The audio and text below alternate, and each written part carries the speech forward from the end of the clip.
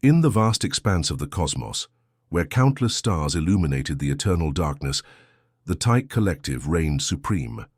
Their civilization had evolved over 10,000 years, mastering faster-than-light travel and conquering every intelligent species they encountered. Their sleek hexagonal ships moved through space like silver fish in a cosmic ocean, leaving behind only submission or extinction. On the bridge of the flagship, Eternal Dominance, Supreme Commander Han stood with his hands clasped behind his back, studying the holographic projection of a small blue planet. "Another primitive world," he remarked to Admiral Day, who had just returned from the preliminary scouting mission. "What makes this one worth my attention?" Admiral Day, a decorated veteran of 17 conquest campaigns, activated his data tablet. This species calls themselves humans, and their planet, Earth. They're technologically primitive, barely. Reached their own moon, but there's something unusual about them. The Admiral projected images across the command center. Humans building cities in deserts, surviving in Arctic conditions, swimming in oceans, and climbing mountains without breathing equipment. They inhabit nearly every ecological niche on their planet, Day continued. Most species we've encountered specialize. These creatures adapt to anything. Han waved dismissively. Environmental adaptability doesn't win wars against our plasma cannons. True, but observe their history. Day swiped to new images showing human conflicts throughout time. They've been fighting continuously for thousands of years, against nature, beasts, and most interestingly, against themselves. They've developed weapons specifically to kill each other. Junior Science Officer Lee interrupted, her voice betraying rare excitement. "Commander, we've intercepted and decoded their entertainment broadcasts. They create fictional scenarios about alien invasions, and in these stories, they frequently defeat the invaders." Han laughed, a harsh sound in the sterile command center. "Imagination is not capability. Show me their weapons." The holographic display shifted to Earth's military technology, crude nuclear missiles, petroleum-powered vehicles, basic ballistic weapons. "Pathetic," Han concluded. "Their strongest weapons would barely scratch our shield technology." Admiral Day hesitated. "Commander, I recommend caution. These humans show remarkable psychological resilience. When faced with overwhelming odds, they don't surrender. They become more determined." "Your concerns are noted, Admiral," Han replied coldly, "but the Collective Council expects results. Prepare the standard invasion protocol. 20 ships, 50,000 troops. We'll secure their command centers within hours." As officers hurried to comply, Day approached the observation window, staring at the distant blue speck that was Earth. "You're concerned," said Intelligence Officer Jin, who had silently joined him. "Something doesn't feel right," Day admitted. "I watched them for weeks. Did you know they train their young through activities they call sports and games? They willingly subject themselves to physical stress and strategic challenges for entertainment." Jin nodded. "And their entertainment media, constant simulations of combat, disaster, invasion. It's as if they're mentally preparing for catastrophe. At all times." "Exactly," Day pointed to Earth. "Look at their planet. Extreme temperature variations, dangerous wildlife, natural disasters. They evolved on what we would classify as a death world. What does that create? A species that expects struggle as the natural state of existence." Jin concluded. The invasion preparations continued around them. Weapons checked, dropships loaded, battle plans finalized. The Collective's confidence was absolute. Their technology was superior. Their tactics had been perfected across 17 successful conquests. 2 days later, cloaked Tyche ships entered Earth's atmosphere under cover of night. Their stealth technology rendered them invisible to human detection systems as they positioned themselves above major military installations and government centers. In the command ship, Han addressed his officers. "The first strike begins in 10 minutes. Standard protocol: neutralize military leadership, communications infrastructure, and power systems. Ground forces will secure surrender from remaining authorities." Admiral Day watched the tactical display with growing unease. Something about the humans' scattered, decentralized command structure bothered him. Most species the Collective conquered had centralized leadership. Remove a few key figures, and resistance collapsed. "Sir," he ventured, "perhaps we should study them longer before—" "Your caution borders on insubordination, Admiral," Han interrupted. "The Council expects this planet secured within 7 days. We begin now." The order was given. Across Earth, Tyke energy weapons silently disabled military bases, power plants and communication centers. Dropships released troops into key locations. The most advanced fighting force in the known galaxy was unleashed upon humanity. No one in the Tyke command center anticipated the response that followed. Within hours, reports flooded in of fierce resistance. Humans were using primitive but effective guerrilla tactics. They adapted quickly to Tyke technology, even managing to capture several weapons. Most surprisingly, they showed no fear. Where other species had surrendered when faced with superior technology, humans attacked more aggressively. "Impossible," Han muttered, as the tactical display showed red alert indicators multiplying across Earth's surface. "They should be begging for mercy by now." Admiral Day reviewed the incoming battle data with growing concern. "Sir, I believe we've made a grave miscalculation. The humans aren't fighting like a conquered species. They're fighting like cornered predators." As dawn broke over Earth, the Tyke Collective faced something they had never encountered in their long history of conquest: uncertainty. The small blue planet at the edge of their territory was revealing itself to be far more dangerous than its primitive technology suggested. And the real battle had only just begun. The Tyke warships hung in Earth's orbit like predatory birds, their metallic hulls absorbing all light rather than reflecting it. Through the viewports of the command vessel, Admiral Day watched the blue planet rotate slowly beneath them. This world, so rich with water and life, would soon be another jewel in the Collective's crown. "All ships report ready, Admiral," announced Lieutenant Su from the tactical station. "Weapon systems primed and targeting coordinates locked." Day nodded, his face illuminated by the glow of holographic displays showing Earth's major military bases, power grids, and communication centers. The humans had no idea what was about to hit them. "Begin Operation Swift Submission," he ordered. Across the fleet, silent commands triggered devastating action. Particle beams sliced through Earth's atmosphere, precisely targeting military installations on 6 continents. Electromagnetic pulses knocked out power grids across entire regions.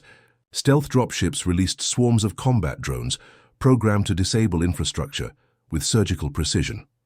In the command center, the Tyke officers monitored the first strike with clinical detachment. This procedure had worked flawlessly, 17 times before. Within hours, the humans would realize resistance was futile and surrender negotiations would begin. 4 hours later, Admiral Day stared at the battle reports in disbelief. "This can't be correct," he muttered, scrolling through the data. "Verify these numbers." Lieutenant Su's voice wavered slightly.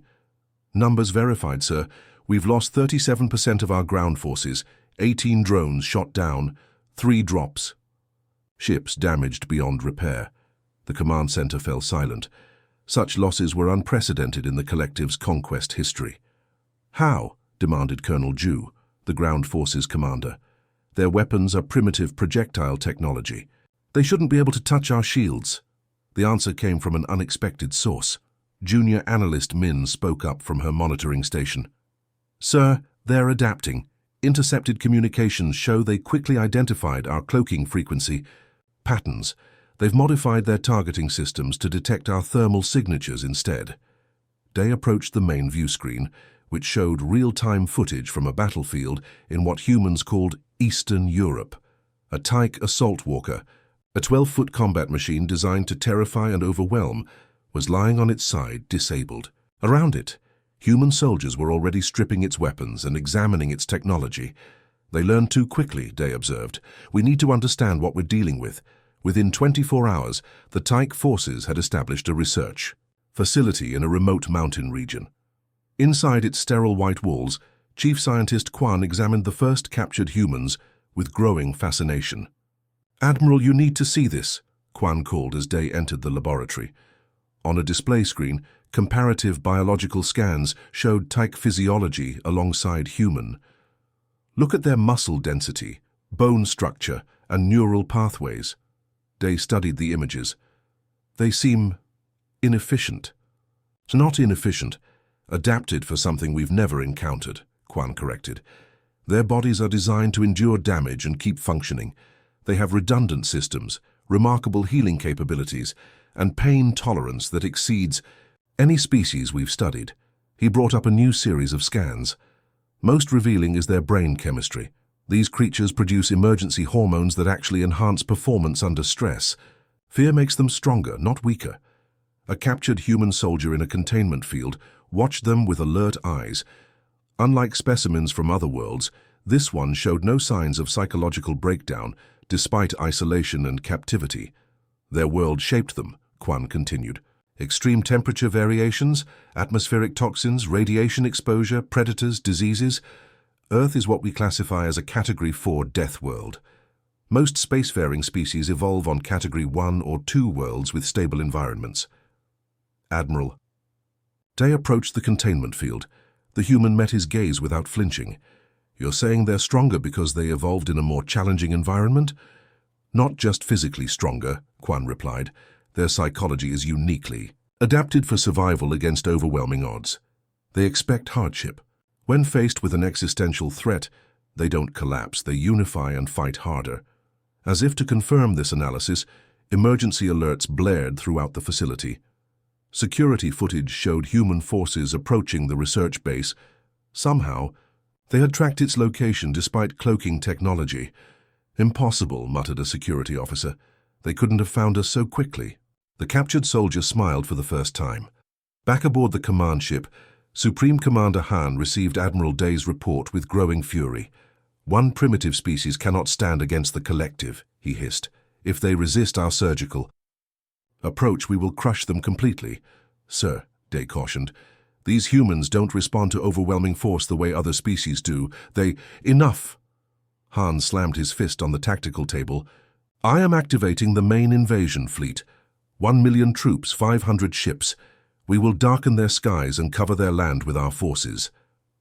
As the command center erupted into activity, tactical officers relaying orders to the waiting armada, Admiral Day exchanged a worried glance with Science Officer Quan. They don't understand what we're facing, Quan whispered. On the third day of the invasion, Earth's night skies blazed with the entry burns of thousands of Tyche troop carriers. The humans, watching from below, did not panic as expected. Instead, across the planet they prepared. In military bases, soldiers loaded weapons with ammunition designed specifically to penetrate Tyche armor. In laboratories, scientists worked feverishly to reverse engineer captured alien technology. In factories, production lines retooled to create new defenses. A human general stood before a wall map marked with Tyche landing zones, a dressing room, full of officers from countries that had been enemies mere days before. They expected us to break, she said, her voice steady. They don't understand that humans have been preparing for this moment our entire history. Every war we fought against each other has been training for this day. Now we show them what humans do best: survive. Outside, the first wave of the full invasion force descended through the atmosphere, their ships blotting out the stars. The real war for Earth was about to begin. Rain pounded against the armored hull of the Tyche forward base as Admiral Day reviewed the latest casualty reports. The numbers were staggering: 15,000 troops lost in the past week alone.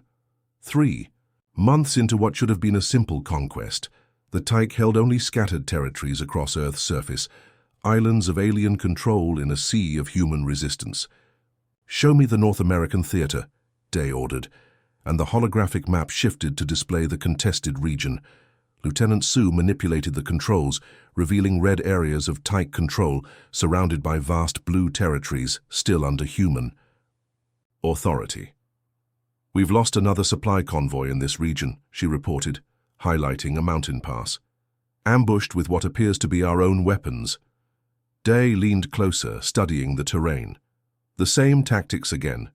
They strike quickly, capture our technology, and disappear before reinforcements arrive." "There's something else," said Chief Intelligence Officer Jin, entering the command center with a data tablet. "Our psychological warfare division has shut down operations. They report that human morale actually increases after our intimidation broadcasts." Day wasn't surprised. Over the past weeks, He had immersed himself in human history, trying to understand their unexpected resilience. What he discovered disturbed him deeply. "Look at this," he said, pulling up historical footage on the main screen. Images flickered of human conflicts throughout centuries. Ancient armies clashing with primitive weapons, devastating world wars, guerrilla fighters in jungles and deserts. These creatures have been fighting continuously for their entire recorded history. They've developed warfare into an art form. The officers watched in silence as the display showed humans fighting in every conceivable environment, underwater, in Arctic conditions, across burning deserts, in dense urban settings. The humans have over 4,000 distinct martial arts traditions, Jin added. Fighting isn't just their necessity, it's their culture. Outside the command center, a tremendous explosion rocked the base. Alarm systems blared as security. Feeds showed a breach in the eastern perimeter. Human forces had somehow bypassed the motion sensors and force fields. "All personnel to battle stations," Day ordered. "Activate defense protocols." 20 miles away, in a camouflaged underground facility, human scientists huddled around components salvaged from captured Tyche vehicles. Despite having technology centuries behind their alien invaders, they were rapidly closing the gap. "The power coupling interfaces with their gravitational drive here," explained a physicist, pointing to a glowing blue component. "If we can replicate this alloy, we could adapt it to our own vehicles within weeks." Beside him, engineers were already testing prototypes of weapons based on Tyche designs. What had taken the aliens centuries to develop, humans were reverse engineering in months, sometimes days. "Their mistake was letting us get our hands on even one piece of their technology," said the lead engineer, adjusting the settings on a modified particle weapon. "They don't understand how quickly humans can improvise." In orbit, aboard the Tyche flagship, Supreme Commander Han faced growing dissent from his war council. "This campaign is becoming a disaster," argued General Tai, pointing at the holographic battle map showing Tyche forces retreating across multiple continents. "We've lost more troops in 3 months than in our last 5 conquests combined." "So they're just primitives," Han shouted, his composure finally breaking. "How can they possibly stand against the might of the collective?" The answer came sooner than anyone expected. Proximity alarms suddenly blared throughout the flagship. The tactical display, a human spacecraft appeared, moving impossibly fast for their level of technology. "Impossible," whispered Han. "They don't have spacecraft capable of reaching orbit." The communication officer's voice cut through the chaos. "Commander, we're receiving a transmission from the human vessel."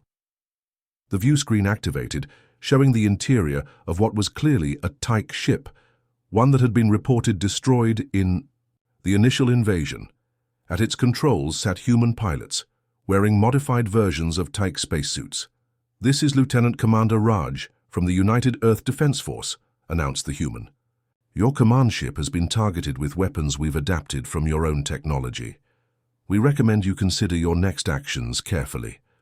Before Han could respond, the tactical officer reported with panic in his voice, "Sir, they've somehow bypassed our shield frequencies." On Earth, Admiral Day's forward base was now completely overrun. He watched in disbelief as human soldiers efficiently operated captured Tyche weapons platforms. Unlike the previous species the collective had conquered, these humans didn't just use captured technology, they improved upon it. As his position was surrounded, Day surrendered his command center. A human officer approached him, not with hatred but with professional respect. "Your troops fought well," the human said, "but you still don't understand what you're fighting against, do you?" Day studied his captor. "What makes your species so different?" The human gestured to the remaining Tyche officers. "For you, this invasion is unusual, a difficult campaign against unexpected resistance. For us, fighting against overwhelming odds is our entire history. Humans have faced extinction-level events multiple times and survived. We've fought ice ages with stone tools. We've survived plagues that killed millions. We've endured global conflicts that devastated entire continents. Outside, more human troops arrived in vehicles that combined Tyche anti-gravity technology with human weaponry, a hybrid that shouldn't have been possible to develop so quickly. The difference," the human continued, "is that you fight Because you want to conquer. We fight because we've never known any other way to survive. That night, as human forces secured the captured base, Admiral Day was permitted to contact the Tyche fleet. His message to the Supreme Command was brief but clear. We have not invaded a primitive world. We have awakened a sleeping giant that has spent its entire existence preparing for this moment. The humans don't fear our technology or our numbers. They see them as resources to be captured and used against us. As if to emphasize his warning, the night sky suddenly lit up with multiple explosions in orbit. The humans had launched their first major counterattack against the Tyche fleet, using captured and modified ships. In his makeshift cell, Admiral Day watched through a window as humans celebrated their victory. They didn't behave like any species the collective had encountered. Despite facing an enemy from the stars with superior technology, they showed no despair, only determination and a strange, almost eager energy. The Tyche had spent centuries perfecting the art of conquest against peaceful species, but they now faced something they had never encountered before, a species that had evolved specifically for conflict, whose entire cultural and biological history was shaped by overcoming impossible challenges. The tide of war was turning, and the galaxy was about to learn why no one survived attacking Earth. 6 months after the Tyche invasion began, the skies above Earth buzzed with activity that would have been unimaginable half a year earlier. What had once been ordinary aircraft, hangars and automotive factories now produced sleek spacecraft with hulls that shimmered with Tyche-derived shield technology. Human pilots, who months ago had only flown within Earth's atmosphere, now trained in simulators for deep space combat. In the underground war room beneath the ruins of Geneva, leaders from nations that had been bitter enemies just months before now huddled around a holographic display of Earth's orbital defenses. The transparent blue dome representing their protective shield network glowed steadily, powered by energy technology reverse-engineered from captured Tyche ships. Sector 5 defense grid is online, announced a technician, as another portion of the shield lit up. We now have 98% coverage of all major population centers. Admiral Day, now serving as a reluctant advisor to the human military after his capture, watched with a mixture of awe and dread. In the months since his surrender, he had witnessed firsthand the remarkable adaptability of humans. Where the Tyche had spent generations perfecting their technology, humans had compressed centuries of advancement into mere months through a combination of reverse engineering and their own scientific ingenuity. Your people learn at an alarming rate, he commented to General Park, the commander of the newly formed United Earth Defense Force. Necessity, Park replied simply. We've always advanced fastest when faced with extinction. On the main screen, satellite imagery showed the massive human counter-offensive fleet taking shape in Earth's orbit, over 300 vessels ranging from small fighters to massive carriers, prepared for humanity's first venture beyond their home system as aggressors rather than explorers. Operation Turning Tide launches in 3 hours, Park announced to the assembled leaders. Primary target is the Tyche supply depot at Proxima Centauri. Intelligence confirms it's lightly defended, as they never expected us to develop FTL capability so quickly. Day studied the human battle plan with professional admiration. Your strategy is sound, but you underestimate the collective's response. They will call reinforcements from across the Empire. We're counting on it, Park replied with a tight smile. Drawing their forces away from subjugated worlds is part of the plan. 3 hours later, the human fleet accelerated away from Earth, their modified Tyche engines, creating ripples of blue energy as they tore holes in space-time. The sight of 300 human ships, cobbled together from their own technology and stolen Tyche components, jumping to faster-than-light travel would have been unthinkable to the collective just months earlier. Aboard the flagship Defiance, Captain Lee stood on the bridge, watching the stars blur into streaks as the ship accelerated beyond light speed. The vessel beneath her feet was a hybrid of human engineering and alien technology, imperfect but formidable. The crew moved with purpose, their months of intensive training evident in their efficient movements. Approaching Proxima Centauri, announced the navigation officer. Exit from FTL in 30 seconds. Lee straightened her uniform. Battle stations, remember your training. The fleet exploded back into normal space mere kilometers from the massive Tyek supply depot, a sprawling orbital facility that serviced the invasion fleet.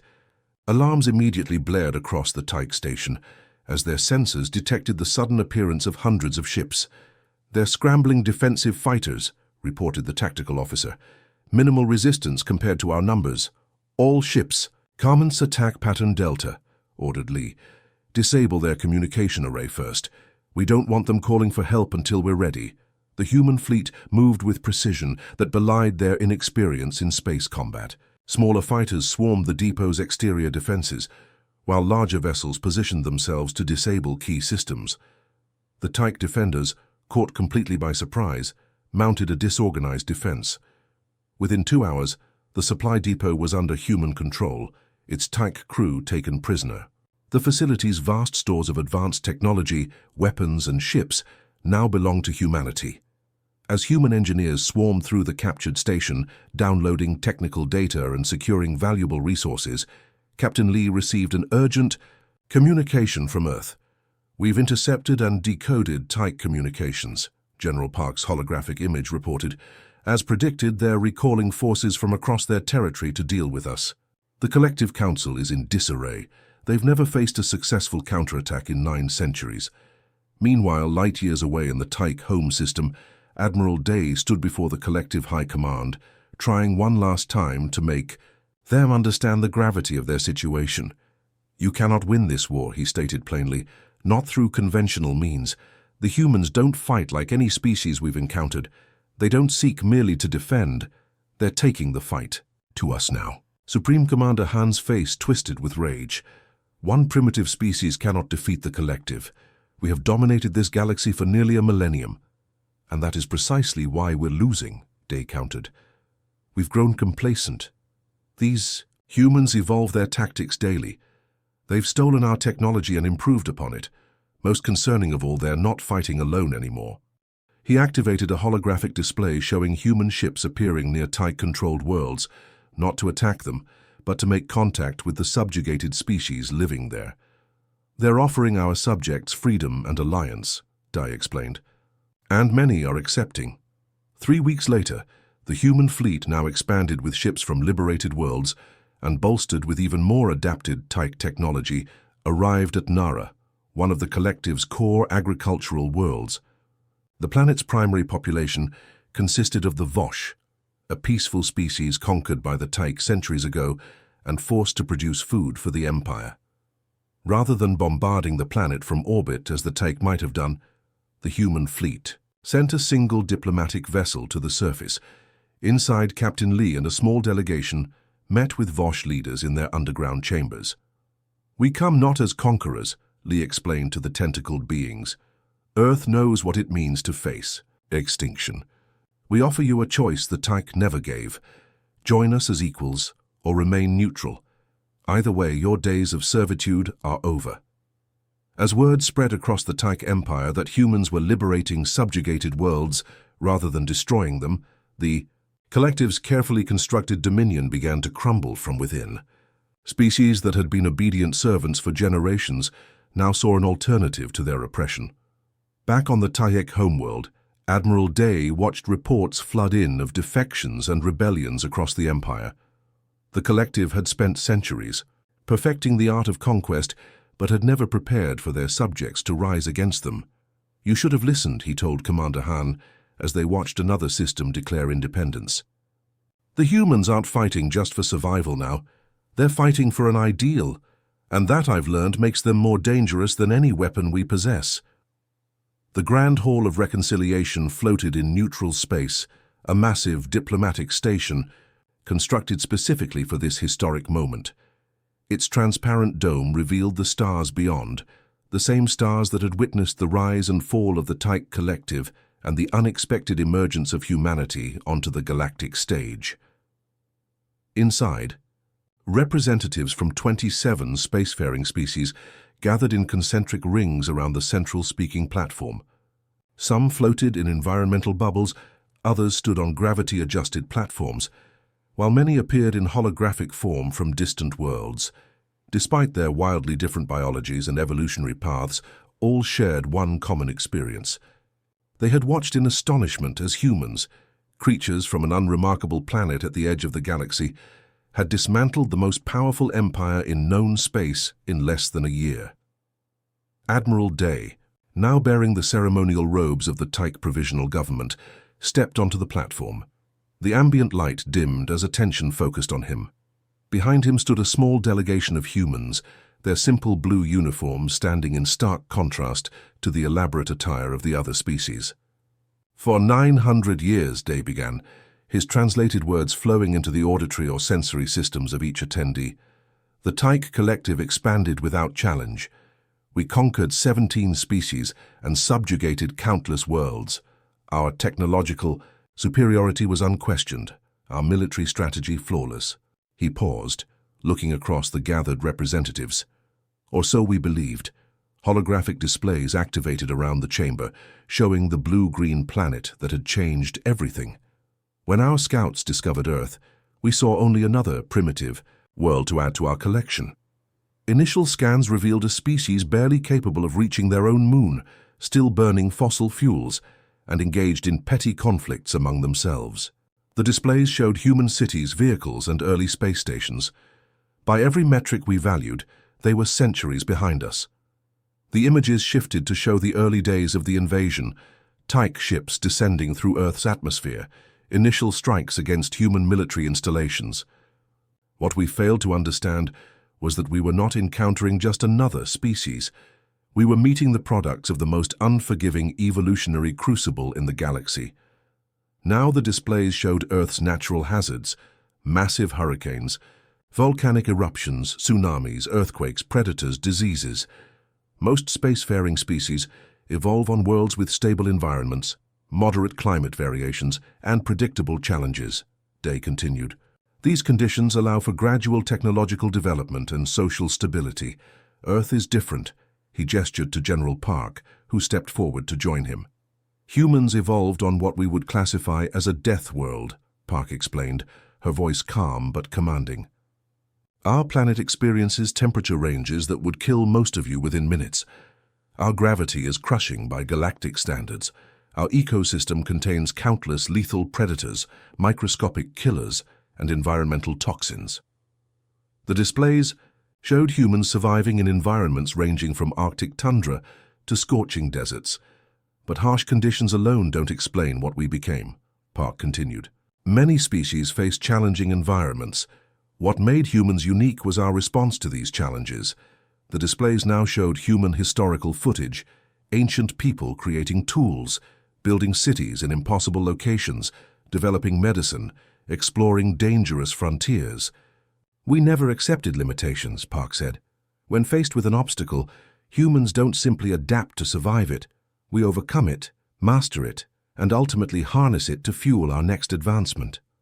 Admiral Day nodded. "When the Tyche invaded Earth, we thought we were conquering another world. Instead, we provided humans with precisely the stimulus they evolved to respond to, an existential threat." The displays showed human resistance fighters capturing Tyche technology, engineers reverse engineering alien devices, scientists adapting alien concepts to human use. Within months, they had not only survived our initial assault, but had begun to turn our own technology against us, Day continued. Within half a year, they launched a counter-offensive into space. Within 9 months, they had liberated half our empire. Murmurs rippled through the assembled representatives. Many had benefited from the human liberation, their worlds freed, from centuries of Tyche domination. "The question before us now," said Day, "is what kind of galactic community we wish to build from the ashes of the collective." The human delegation brought forward a holographic representation of a new treaty. It rotated slowly above the platform, its text translating into each species' written language as they viewed it. "The Treaty of Soul proposes a fundamental shift in how spacefaring civilizations interact," explained Park. "Not as conquerors and conquered, not as predator and prey, but as equals with different strengths to contribute." A representative of the Vosh, their tentacled forms swaying gently in their water-filled environment suit, moved forward. Why should we trust this arrangement? The humans defeated the Tyche. What prevents them from establishing their own empire? Park smiled. A fair question. The truth is that humans don't want an empire. We've spent our entire history fighting against oppression, including our own worst impulses. We understand better than most that true strength comes from cooperation, not domination. The displays showed the final battle of the war, not a scene of destruction, but of human ships forming a protective barrier around the Tyche homeworld as revolutionaries within the collective overthrew the old regime. Humans could have destroyed us, Day admitted. Instead, they helped us transform. They showed the galaxy something the Tyche had forgotten over centuries of unchallenged power. That true advancement comes not from conquering others, but from challenging ourselves. As the treaty was formally presented for ratification, representatives from worlds that had been bitter enemies just months before now stood together. The humans had not just defeated an empire, they had reimagined what galactic civilization could become. Later, as the formal proceedings concluded, Admiral Day found Park at an observation window looking out at the stars. "Your species still unnerves many of the representatives," Day noted. "They wonder what happens when humans face their next challenge." Park watched as a human transport ship maneuvered past the station, heading toward a newly established trade route. "That's the thing about humans," she replied. "We need challenges to thrive. But we've learned that not all challenges involve conquest. Exploration, scientific discovery, artistic expression, these are the frontiers that truly interest us." "And if another threat emerges?" Day asked. "Then the galaxy will see once again why no one survives attacking Earth," Park said with a slight smile. "But let's hope instead they remember why everyone benefits from having us as allies." As delegates from dozens of worlds mingled and formed new connections, the Treaty of Sol was transmitted across the galaxy, a new beginning forged by a species that had spent its entire existence preparing for moments when survival seemed impossible. The stars that had witnessed countless empires rise and fall now watched as something unprecedented emerged, a galactic community united not by force, but by understanding. The end.